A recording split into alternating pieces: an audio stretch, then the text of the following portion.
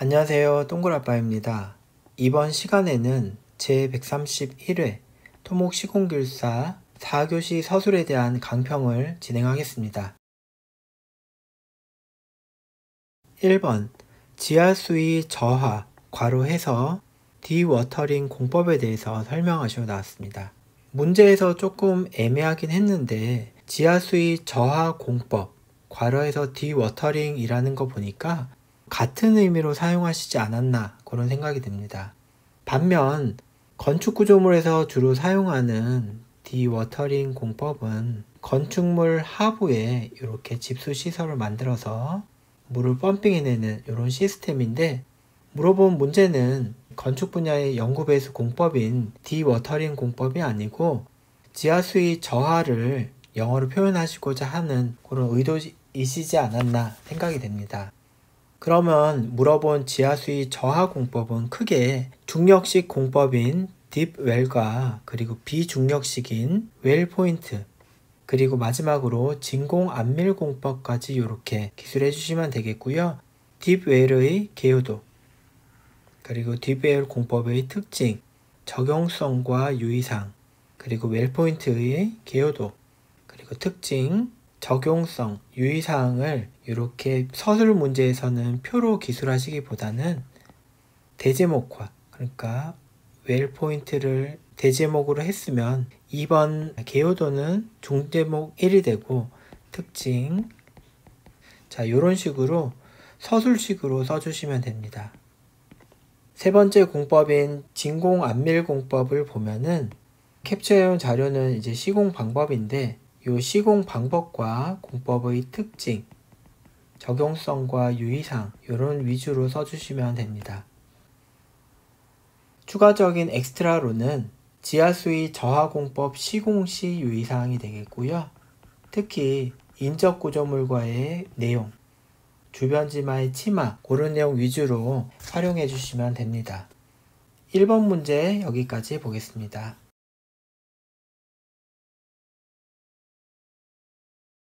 2번 보겠습니다. 바이브로 플로테이션, VF 공법의 기본 원리 및 장단점에 대해서 설명하시고 나왔습니다. 먼저 기본 원리 부분 보도록 하겠습니다. 지지력 증가, 그리고 지반 보강으로 크게 구분할 수 있겠는데, 지지력 증가 부분은 VF 공법 시공 시 작동시키는 진동으로 인해서 안밀이 촉진될 수 있고, 이어서 쇠석으로 치환하기 때문에 지반의 다짐 효과와 복합 지반을 형성하는 기본 원리를 가집니다. 아래에 보시면 골재 기둥과 원 지반의 아칭 이펙트 발휘해서 복합 지반과 비슷한 이런 의미가 되겠고요. 지금 말씀드린 부분이 VF 공법의 기본 원리가 되겠습니다. 이어서 물어본 두 번째, 장단점인데 특징은 크게 많이 나오지는 않습니다. 그래서 지하수위가 무관하고 사질 지반, 균일한 다짐 기능, 공사비, 공기, 가능 깊이 NC 요 정도 나오는데, 요거를 다 쓰시고 이제 엑스트라를 적정히 활용해 주시면 되는데요. 첫 번째 엑스트라로는 VF 공법의 시공 순서 및 시공 시 주의사항을 쓰실 수가 있겠고, 두 번째 엑스트라로는 VF 공법의 활용 분야로 써주시면 되는데, 활용 분야는 자, 요 부분하고 그리고 여기까지 같이 내용을 써주시면 됩니다. 활용 분야는 장점에 추가돼서 써주셔도 되고, 이렇게 따로 써주셔도 됩니다. 그리고 VF를 시공 후에 이제 품질 관리 부분, PBT 시험이라든지 혹은 시추 조사 등을 통해서 시공 완료된 집안의 품질을 관리하는 부분까지 써주시면 되겠습니다. 2번 문제 여기까지 보겠습니다. 3번 보겠습니다. 터널 굴착 공법의 선정 시 고려사항 나옵니다. 우측의 가운데 보시면 굴착 공법, 괄호에서 단면의 종류별 특징 나옵니다. 굴착 공법이라는 거는 굴착 단면을 결정하는 거고, 지금 보시는 대로 지반 조건과 터널의 단면 등에 따라서 전단면 굴착, 초중단면 분할 굴착 또는 다단 굴착 등으로 구분이 됩니다. 그러면 터널 굴착 공법의 선정 시 고려사항에 대해서 키워드 위주로만 적어보도록 하겠습니다. 첫 번째는 터널의 지반조사가 있겠고, 터널의 지반조사는 지방과 지질에 대한 상세조사를 포함하게 됩니다. 그리고 터널의 단면, 터널의 단면이 공법과 관련이 있고 추가적으로 주변의 영향, 그리고 시공 중 터널의 안정성을 확보하는 부분, 그리고 공사비와 공사기간, 그리고 굴착 장비, 추가적으로는 경시안까지 감안해서 써주시면 되는데, 이렇게 쓸 내용이 많은 부분은 어떻게 핵심 내용을 잡고 주변 엑스트라들을 흐름에 맞게 가져오느냐, 그 부분이 바로 관건이 될 텐데요. 그런 부분이 관건이 되는 문제가 되겠습니다. 3번 문제 여기까지 봅니다. 4번 문제 보겠습니다. 토성류로 인한 시설물의 피해 방지를 위한 토성류 차단 시설별 시공 방법과 시공 시 준수사항에 대해서 설명하시오 나왔습니다. 우측에 자료 보시면은 위에 서브노트가 나오는데, 요거는 토성류의 발생 원리별 저감 대책이 되겠고요. 이러한 부분 참고해서 답안을 기술해 주셔도 되고, 이 부분을 포함해서 답안을 아래와 같이 기술해도 되고, 혹은 아랫부분에 대해서 핵심적으로 기술해 주셔도 됩니다. 토성류 차단시설은 토성류의 여과시설, 그리고 방호시설, 스크린, 사방댐, 개변 옹벽 등으로 구분이 되고, 시공 방법과 시공성, 유지관리, 적용성, 공사기간 등이 이렇게 표로 제시되어 있으니까 핵심 부분만 찾아서 정리해보는 시간 가지면 좋겠습니다. 자, 이렇게 나오는 내용 외적으로 쓰실 수 있는 부분은 토성류에 대한 설계 부분, 특히 토성량을 산정하는 부분이 있는데, 관련 공식을 암기하고 계신 분들은 이런 내용까지 같이 써주시면 좋겠습니다. 왜냐하면 설계 양에 따라 차단시설의 규모와 개수 등이 결정되기 때문이죠. 그리고 추가적으로 시공시 유의사항인데, 특히 이제 굴착되는 부분, 그리고 시공시, 그리고 유지관리시로 구분해서 써주시면 되겠습니다. 4번 문제 여기까지 보겠습니다. 5번 보겠습니다. 하천 인근의 하수 처리장을 완전 지하화해서 시공하고자 할 때 하수 처리장의 부산 발생 원인 및 대책에 대해서 설명하시오 나왔습니다.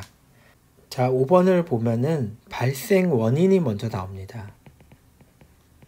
발생 원인은 구조물 저부에 작용하는 부력과 양압력의 원인이 되고요. 지금 페이지 캡처해온 대로 메커니즘과 같이 기술해 주시면 되는 문제입니다.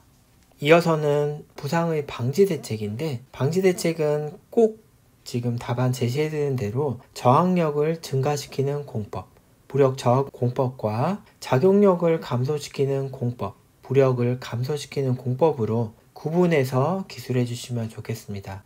저항력 증가 공법에는 사하중을 증가시키는 방법, 부력 앵커를 설치하는 방법 등이 있겠고, 우측의 개요도와 관련 내용 써주시면 됩니다. 서브노트 작성분을 가져왔기 때문에 제가 이렇게 빡빡하게 썼는데, 시험장에서는 그림을 이만하게 그리시고, 그리고 내용을 이렇게 아래로 써주셔도 됩니다. 이어서 두 번째 작용력 감소 공법은 외부 배수를 처리하는 방법, 그리고 내부 배수 처리 공법이 있겠고, 마찬가지로 개요도와 관련 내용 기술해 주시면 됩니다. 5번 문제 여기까지 보겠습니다. 6번 문제 봅니다. 홍수 시 하천 제방에 작용하는 외력의 종류와 제방의 피해 형태 및 원인에 대해서 설명하시오 나왔습니다. 다행히 이 문제의 내용은 서브노트에 있었는데요. 보시면은 홍수 시 하천 제방 하안에 작용하는 외력의 종류 이렇게 나옵니다. 첫 번째로 외력의 형태는 강우와 홍수, 바람, 지진이 있겠고, 이러한 외력에 의해서 발생되는 힘의 종류로는 소류력과 유속 유양에 의한 간극수압, 그리고 요 간극수압 투수력, 그 다음에 침투력, 지진력 등이 발생됩니다. 제가 지금 말씀드린 부분은 외력의 종류입니다.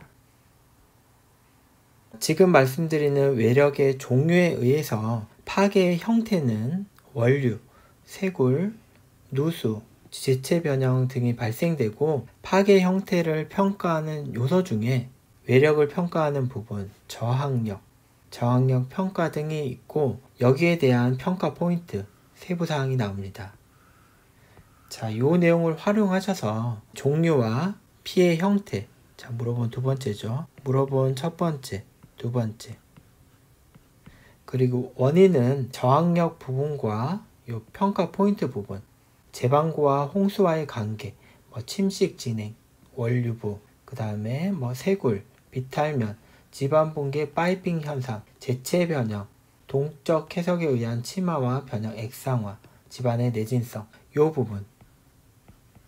부분을 표로 기술하시는 게 아니고 서술이니까 나열식으로 대제목, 소제목화해서 써주시면 되겠고요. 위에 이런 개요도와 같이 기술해 주시면 되는 문항이었습니다. 여기까지 해서 4교시 서술과 131회 토목시공결사에 대한 강평을 모두 마치겠고요. 끝까지 봐주셔서 감사드립니다. 수고 많으셨습니다.